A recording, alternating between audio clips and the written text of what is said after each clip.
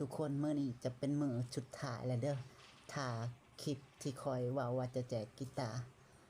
นั่นมันบ่มีคนกดแชร์ฮอด100แม่นจะเปลี่ยนเป็นขายแต่ว่าคลิปนี้เราจะมาเว้าเรื่องการขายเนาะเพราะว่าเราจะขายในราคา500,000กีบแต่ว่ามีคนคอมเมนต์มาพร้อมปิดพร้อมที่จะซื้อนะทีนี้เราก็จะมาตั้งกฎกติกาก็คือคนใดที่กดแชร์ในให้คลิปนี้เนาะ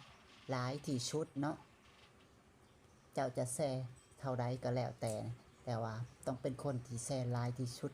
แม้นจะได้สิทธิ์ซื้อกีตาร์ตัวนี้ไปทันทีเนาะประมาณนี้เนาะเพราะว่า